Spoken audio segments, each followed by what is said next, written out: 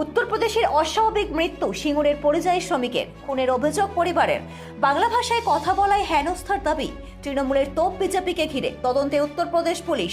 উত্তরপ্রদেশে অস্বাভাবিক মৃত্যু হলো সিঙ্গুরের পরিযায়ী শ্রমিক শেখ শহীদুল্লাহর, বয়স 35। পরিবারের অভিযোগ এটি আত্মহত্যা নয়, শহীদুল্লাহকে খুন করা হয়েছে। মৃতের মায়ের দাবি, বাংলা ভাষায় কথা বলার কারণেই তাকে বারবার হেনস্থার শিকার হতে হতো। ঘটনাকে কেন্দ্র করে রাজ্য রাজনীতিতে তীব্র চাপানোত্তর শুরু হয়েছে। শহীদুল্লাহ সিঙ্গুরের গোপালনগর গ্রাম পঞ্চায়েতের পায়রাউড়া গ্রামের বাসিন্দা। কর্মসূত্রে তিনি বিহারের অরাইয়া জেলায় থাকতেন এবং সরাফা মার্কেটে একটি জুয়েলারির দোকানে কাজ করতেন। কয়েকদিন আগে শহীদুল্লাহ ও তার স্ত্রীর নামে এশআইআর শুনানির নোটিশ আসে। শুনানিতে সশরীরে হাজির হতে মঙ্গলবার স্ত্রী 3 বছরের সন্তানকে নিয়ে সিঙ্গুরে ফিরে আসেন। দুদিন পর শহীদুল্লাহরও ফেরার কথা ছিল, কিন্তু বুধবার উত্তরপ্রদেশে তার ভাড়া বাড়ি থেকে শহীদুল্লাহকে মৃত অবস্থায় উদ্ধার করে পুলিশ। ইতিমধ্যেই দেহের ময়নাতদন্ত হয়েছে। শুক্রবার সকালে দেহ সিঙ্গুরে পৌঁছাতেই কান্নায় ভেঙে পড়েন পরিবার ও গ্রামবাসীরা। মৃতের বাড়িতে উপস্থিত ছিলেন হরিপালের তৃণমূল বিধায়ক করবী মান্না। পরিবারের দাবি, মৃতদেহে একাধিক আঘাতের চিহ্ন রয়েছে। সেই সূত্রে খুনের অভিযোগ উঠেছে। উত্তরপ্রদেশে পুলিশ অস্বাভাবিক মৃত্যুর মামলা রুজু করে তদন্ত শুরু করেছে। ময়নাতদন্তের রিপোর্ট হাতে এলে মৃত্যুর কারণ স্পষ্ট হবে বলে জানিয়েছে পুলিশ। এই ঘটনায় বিজেপিকে তোপ দেখে করবী মান্না বলেন, বিজেপি শাসিত রাজ্য বাংলার পরিযায়ী শ্রমিকেরা নিরাপদ নন। শহীদুল্লাহকে পরিকল্পিতভাবে খুন করা হয়েছে। বিজেপির পাল্টা দাবি, মৃত্যুকে রাজনৈতিক রং দেয়া হচ্ছে। পরিযায়ী শ্রমিকের রহস্য মৃত্যু ঘিরে সিঙ্গুর জুড়ে শোক ও ক্ষোভের আবহ। ব্যুরো রিপোর্ট, আমার বাংলা নিউজ।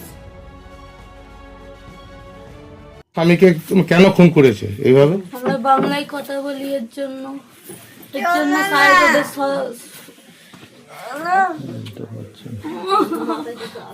না, ঠিক আছে ঠিক আছে ঠিক আছে ঠিক আছে। সন্দেহ ছিল।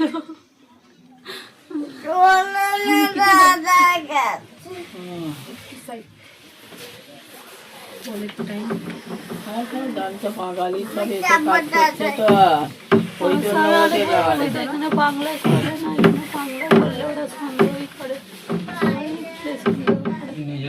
কিন্তু আমি যেই ভাষা জানি আমি তো সেই ভাষাই বলি। নিজের শোনায় কাজ করছে।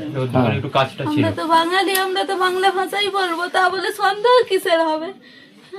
ঠিক, তার জন্য নিজের শোনাতেই কাজ করছে। আমার স্বামী তো হিন্দিতে বলে, আমি চাই বলি না আমার স্বামীকে, তা বলে ওরা কেন সন্দেহ করবে? আমার স্বামী তো হিন্দিতেই বলে সবকিছু। মানে বাংলা থেকে গেছেন বলে?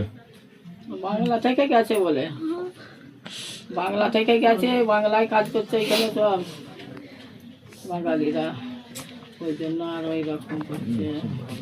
এখানে কি শুনলেন, বিষয়টা কি বলবেন?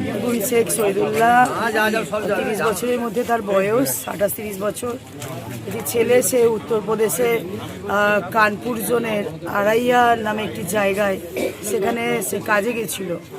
একটা পরিযায়ী শ্রমিক হিসাবে তার পরিবার নিয়ে। তার স্ত্রীর আগামীকাল অর্থাৎ 17 তারিখ তার হিয়ারিংয়ে এসছে, আর তার এসছে 19 তারিখ হিয়ারিংয়ের চিঠি। স্ত্রীর আগে এসছে বলে, তার কাজ ছিল বলে, কাজ কামাই করবে না বলে স্ত্রীকে সে পাঠিয়ে দিয়েছে। আগে পরশুদিন স্ত্রী এসেছে এখানে, আর পরশুদিনই এই ছেলেটি তার বাসভবনে তাকে মৃত অবস্থায় পাওয়া যায় এবং মাথায় আঘাতের চিহ্ন, গলায় এবং কাটা চিহ্ন, চুরি পাশে, যেটা সবাই মানে, এবং পিএম রিপোর্ট হয়েছে মার্ডার হয়েছে। সন্দেহ প্রকাশ হচ্ছে মার্ডার হয়েছে, এবং এটা খুব অন্যায় আর খুব দুঃখজনক মর্মান্তিক ঘটনা এটা।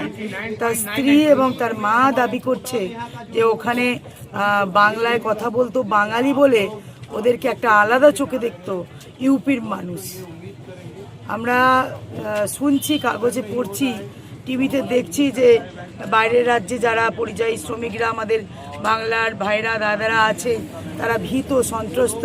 কিন্তু ঘরের পাশেই যে এইরকম শহীদুল্লাহ চলে যাবে সেটা আমরা ভাবিনি। এই গোপালনগর গ্রাম পঞ্চায়েতে বাড়ি শহীদুল্লাহ, এই পাড়ায়ুড়ো গ্রামে। তার একটি 3 বছরের বাচ্চা, তার স্ত্রীও অনেক কম বয়স, তার মা আছে, তার বাবা আছে। ভীষণ দুঃখজনক, ভীষণ মর্মান্তিক। বিজেপি শাসিত রাজ্যে এই ধরনের যে ঘটনা, কি বলবেন? এই বিজেপি শাসিত রাজ্যে এই ঘটনা বললাম অহরহ ঘটছে।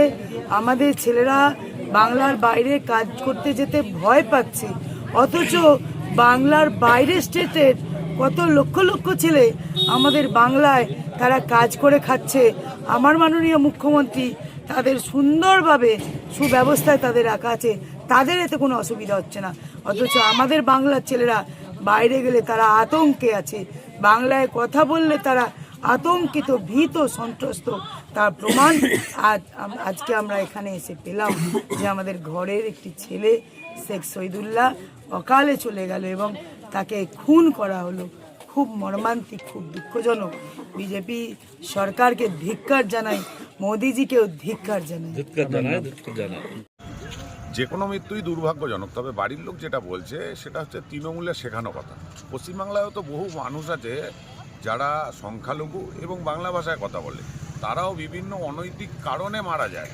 তবে কি আমাদের বুঝে নিতে হবে যে তারা পশ্চিমবাংলায় যেহেতু তৃণমূলের সরকার, সেই কারণে তৃণমূল দ্বারা তারা মারা গেছে।